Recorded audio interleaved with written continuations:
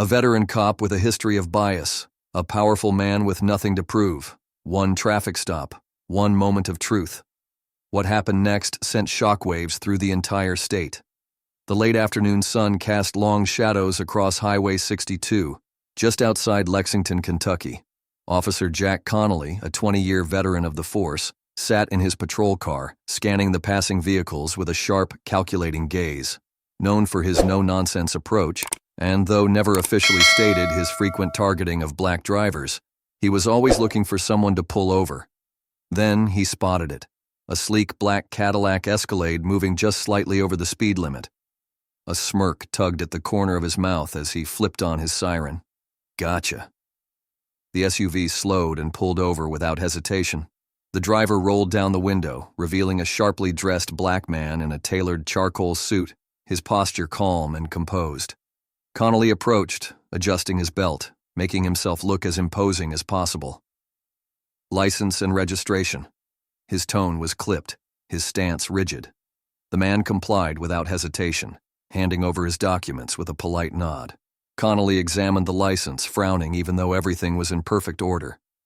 "You know why I pulled you over?" he asked, his voice edged with condescension. The man met his gaze evenly. "I assume you're about to tell me." There was no fear in his voice, no nervousness, just quiet, unwavering confidence. And that irritated Connolly more than anything. "Step out of the vehicle," he ordered. As the man complied, standing tall with effortless grace, Connolly had no idea that this was the moment that would change his life forever. Officer Jack Connolly squared his shoulders, standing a little taller as he watched the black man step out of the Cadillac Escalade. The man was composed, confident, even unbothered. That didn't sit right with Connolly. He was used to people squirming under his scrutiny, shifting nervously, stumbling over their words. But this man, he just folded his hands in front of him and met Connolly's gaze without a hint of fear. "What brings you to this area?" Connolly asked, circling the SUV like a predator sizing up its prey. "Work," the man answered simply. His voice was smooth, unshaken. Connolly narrowed his eyes. That wasn't enough. He wanted a reason, no, an excuse to push this further. "You seem a little too calm for someone who just got pulled over. Got something to hide?" The man let out a quiet breath, shaking his head slightly. "No, officer." "Do you?" A slow, deliberate challenge. Connolly's jaw clenched. His fingers twitched toward his belt. He took a step closer, looming over the driver. "Watch yourself," he warned. The man didn't flinch.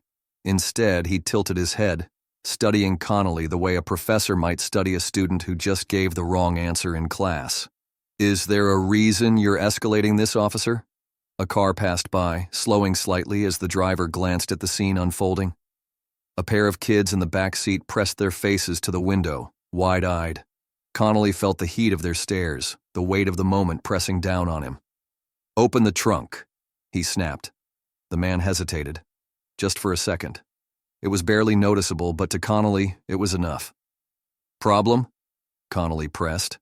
The man exhaled and walked calmly to the back of the vehicle. He pressed a button and the trunk opened with a quiet click. Inside, there was nothing but a neatly packed leather briefcase and a small duffel bag. Connolly reached in, flipping open the briefcase without care. He rummaged through it. Folders, a laptop, a notebook. Nothing illegal, nothing suspicious. But that didn't stop him. He unzipped the duffel bag, pulling out a crisp, freshly ironed button-down shirt, a pair of polished dress shoes. "Traveling for work, huh?" Connolly sneered. "What kind of work needs all this?" The man remained still, watching. "The kind where appearances matter," he said simply. Then, after a pause, "Should I be concerned about the way you're handling my things?" Something in the way he said it made Connolly pause. There was no anger, no fear, just quiet authority. The power dynamic was shifting, and Connolly didn't like it.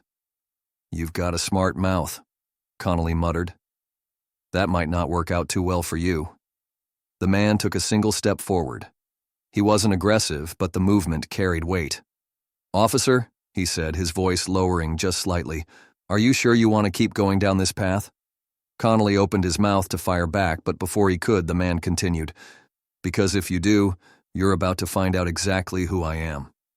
And for the first time in years, Officer Jack Connolly felt something he hadn't felt before: doubt. Officer Jack Connolly's pulse quickened as he typed the man's license information into his patrol car's system.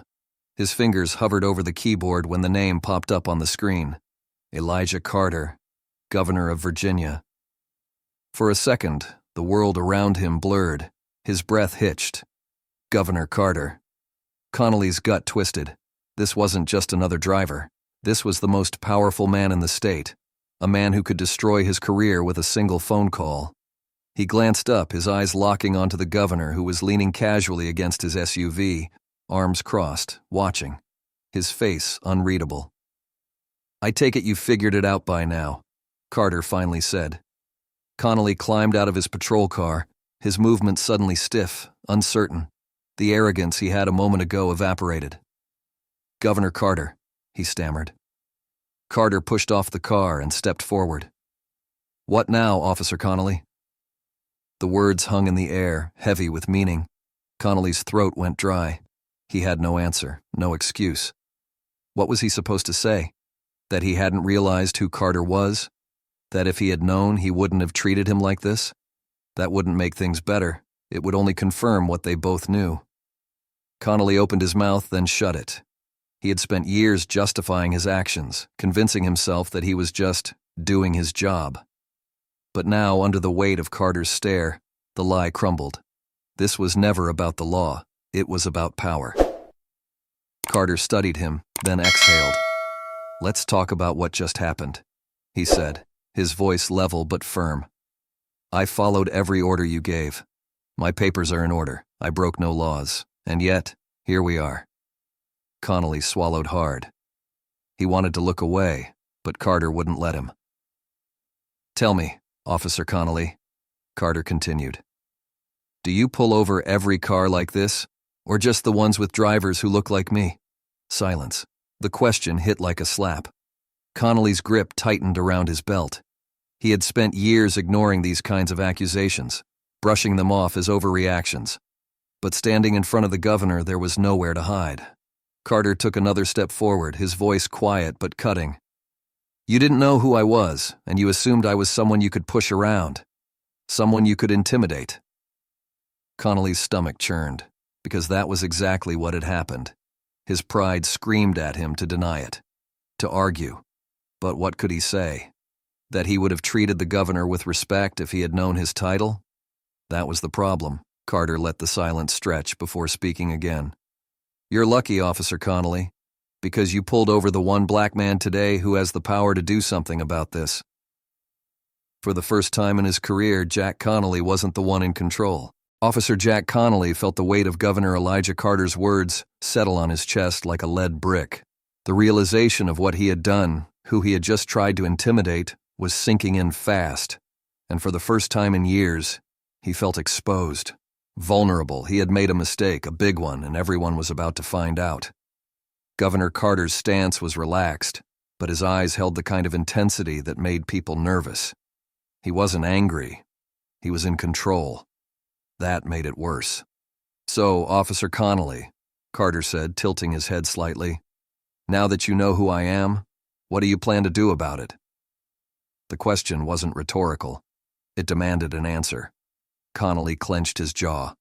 Every instinct told him to fight back, to reclaim control of the situation. But how? There was no spinning this, no radioing it in and hoping someone could cover for him. This wasn't a minor traffic stop gone wrong.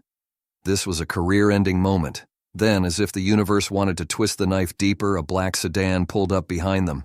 The Virginia state emblem gleamed on the door. A man in a Navy suit stepped out, sunglasses shielding his expression. Carter's chief of staff. Connolly stiffened. "Everything okay here, Governor?" the aide asked, his tone unreadable. Carter didn't turn. He kept his gaze locked on Connolly. "That depends," he said smoothly. "Officer Connolly, are we okay?" Connolly could feel sweat forming at the base of his neck. Every word he said next could dictate the rest of his life. He had two choices: double down and make things worse, or own up to what had just happened. He exhaled sharply, his shoulders stiff. "Governor Carter, he started, but stopped himself. No excuses. No justifications. He swallowed hard. I overstepped. I made assumptions. It was the closest thing to an apology he could get out. Carter let a beat of silence pass before nodding. Yes, you did. The tension was suffocating. The aide stepped closer, hands in his pockets. Governor, do you want to file a complaint? Connolly's stomach dropped. If Carter said yes, his career was over before the sun set. But then Carter did something Connolly didn't expect. He smiled. But it wasn't a kind smile.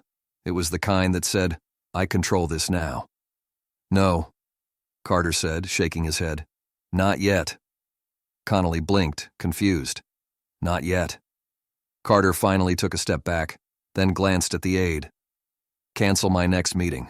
I want Officer Connolly to come with me somewhere. The aide raised an eyebrow but nodded. Understood. Connolly's confusion only deepened. Where were they going? Why wasn't this over? Then Carter turned back to him and said 6 words that sent an uneasy chill down his spine. Let's take a little field trip. Officer Jack Connolly sat stiffly in the passenger seat of the black sedan as it cruised through the streets of Charlottesville, Virginia. The car was silent except for the low hum of the engine and the occasional voice from the police scanner. Governor Elijah Carter sat in the back, arms crossed, watching the city roll by through the tinted windows. Connolly had no idea where they were going. The discomfort settled deep in his gut. This wasn't a lecture. This was something else. Finally, Carter broke the silence. Tell me something, Officer Connolly. Connolly shifted slightly. Yes, sir? Carter leaned forward. What do you know about the people you pull over? The question caught Connolly off guard. I don't know them, Governor. I just do my job. Carter nodded slowly, considering the response. And what exactly is your job, Officer Connolly? Connolly hesitated, his instincts telling him this was a trap. To enforce the law. Carter let out a small chuckle, shaking his head. That's what I thought you'd say. He leaned in, his voice calm but sharp. But what you did today wasn't enforcing the law. It was enforcing your bias. And I need you to see that. The car slowed as they approached a modest brick building in a quiet neighborhood. A faded sign out front read, Community Justice Center. Connolly's brow furrowed. Why are we here? Carter didn't answer. Instead, the door opened and his aide motioned for them to step out. Connolly hesitated but followed. Inside, the building was bustling. People, young and old, filled the chairs of a waiting area. Some looked tired. Others looked worried. And some, especially the younger men, looked angry. At the front desk, a woman in her late 50s greeted Carter warmly. Governor, we weren't expecting you today. Carter shook her hand. I know, Linda. This is an impromptu visit. I brought someone who needs to see what happens when people like him forget what justice actually means. Connolly felt the weight of every pair of eyes in the room shift toward him. He suddenly felt very out of place. Linda's expression hardened as she looked him over. She knew exactly who he was. Carter gestured toward a hallway. Come on, Connolly. Time to listen. They stepped into a small conference room where 5 black men sat waiting. Each of them had a story to tell, and each of them had something in common. They had all been unfairly profiled by police. One had been pulled over for a broken taillight that wasn't broken. Another was stopped and questioned for looking suspicious outside his own home. The youngest, barely 18, had been handcuffed and searched simply for driving his father's new car. As each man spoke, Connolly felt something shift inside him. These weren't criminals. These weren't threats. They were fathers, sons, workers, students, people who just wanted to exist without fear. Carter watched him closely. He wasn't asking for a reaction. He was waiting for understanding. Finally, when the last man finished, the room fell silent. Connolly exhaled, his voice quiet. I didn't know. Carter tilted his head. Didn't you? And for the first time, Connolly realized. Maybe he had known. He just never cared enough to see. The silence in the Community Justice Center was suffocating. Officer Jack Connolly sat at the long wooden table, his hands clasped so tightly that his knuckles turned white. Across from him sat the 5 men, men he had never met but had somehow already judged. Men just like the one he had pulled over earlier that day. Governor Elijah Carter leaned back in his chair, watching Connolly with quiet expectation. The stories had been told. The damage laid bare. Now, it was time for Connolly to speak. He cleared his throat, but the words stuck. Finally, he exhaled and looked at the men. I don't know what to say. One of them, Marcus Green, a man in his late 40s with deep lines of exhaustion carved into his face, leaned forward. Then say nothing, just listen.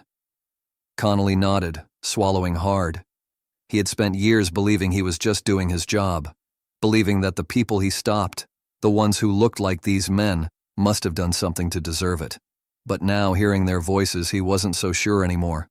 The youngest of them, a kid named Jamal, barely 18, stared at Connolly with something that wasn't quite anger, but wasn't far from it either. You ever been scared to walk to your own car? Jamal asked. Connolly hesitated. No. Jamal scoffed. Didn't think so. The other men nodded knowingly. The moment was heavy. It wasn't about blaming. It was about making him see. Governor Carter finally spoke, his voice measured. Jack, you were trained to see threats. But what happens when you stop seeing people?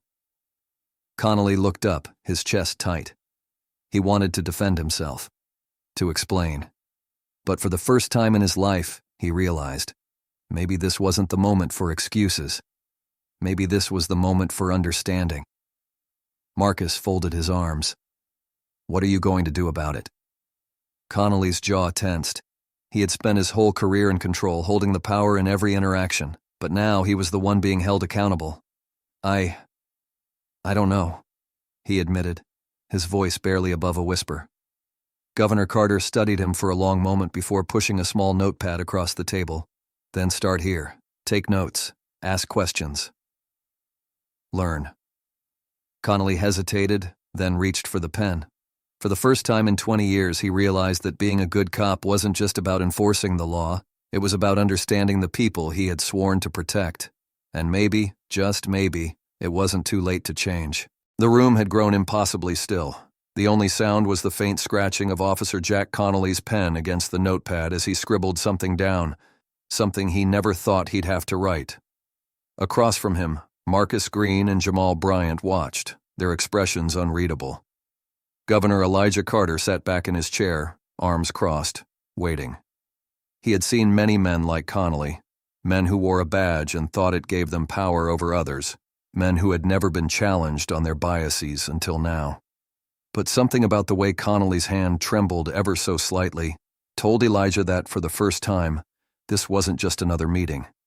This was a reckoning. Finally, Connolly put down the pen and exhaled.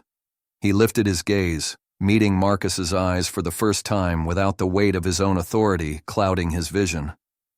I don't know where to start, he admitted. His voice wasn't the sharp, commanding tone of a cop anymore. It was just a man's voice, uncertain, maybe even ashamed. Marcus leaned forward, resting his elbows on the table. Start with this. Why did you pull him over? Connolly's throat tightened. The question hung heavy in the air, demanding an answer he wasn't sure he could give. He hesitated. He could feel every pair of eyes on him, waiting, judging, expecting. I thought he was suspicious. Jamal let out a humorless chuckle, shaking his head. Suspicious? He repeated. You saw a black guy in a nice car and thought, what? He must have stolen it? Connolly flinched. It sounded so ugly when spoken out loud. But wasn't that exactly what he had done? He swallowed hard. That's not what I meant. Then what did you mean? Governor Carter asked, his tone measured but firm. Connolly opened his mouth, then closed it. There was no excuse, not really. He had been on the force for 20 years, but he suddenly realized he had never once questioned his own instincts, his gut feelings, his biases. I was wrong, he admitted, his voice quieter this time. Jamal's eyes narrowed. You were wrong? He leaned forward, his voice rising slightly. Man, do you even understand what it feels like? To live your whole life knowing someone like you can ruin everything for someone like me? Connolly's stomach twisted. He had spent years thinking of himself as the good guy, the protector, but for the first time he realized that to people like Jamal, he was the threat. "I hear you," he said, forcing himself to hold Jamal's gaze. "And I don't expect you to believe me, but I want to do better." Marcus studied him carefully. Then, after a long pause, he nodded. "Then prove it." Governor Carter nodded as well. "Jack, this isn't just about you. It's about what happens next." And in that moment, Jack Connolly knew this was just the beginning. The room had mostly emptied, but Governor Elijah Carter remained, standing near the door as Officer Jack Connolly sat, staring at the floor. The weight of the night hung heavy between them. The stories, the anger, the raw emotion. It had shaken him in ways he never expected. Jamal and Marcus had already left, but not before Jamal's parting words echoed in Connolly's mind. "Then, prove it." Elijah watched the officer for a long moment before speaking. "You look like a man who just had his world turned upside down." Connolly let out a shaky breath. "That's one way to put it." He rubbed a hand over his face, trying to process everything. Elijah walked over and pulled out the chair across from him. "The question is, what are you going to do about it?" Connolly met his gaze, uncertainty flickering behind his eyes. "I don't know." "Then start with this," Elijah said, leaning forward. "Show up. Keep listening. Don't just walk away from what you heard tonight." Connolly swallowed hard. He had spent 20 years believing he understood his job, believing he was fair, just, and objective. Tonight, he realized how blind he had been. "I don't want to be the man I was today," Connolly admitted, his voice barely above a whisper. Elijah nodded. "Then don't be." The officer took a deep breath, nodding slowly. This wasn't just a bad night. This was a turning point. As he stood and shook Elijah's hand, he knew that the real work was just beginning. In 2025, the lessons from Governor Elijah Carter and Officer Jack Connolly's encounter remain just as relevant, perhaps even more so. In an era where technology tracks every action, where police body cameras capture every moment, and where social media amplifies every injustice, the question remains, has society truly changed? The story reminds us that systemic change starts with personal accountability. It's no longer enough to acknowledge bias exists. We must actively dismantle it. For officers, this means undergoing real, ongoing training, engaging with the communities they serve, and recognizing that authority does not equal justice. For citizens, it means holding institutions accountable, amplifying marginalized voices, and demanding fairness at every level of governance. The story of Connolly and Elijah is more than just an isolated moment. It's a blueprint for how humility, learning, and action can reshape entire systems.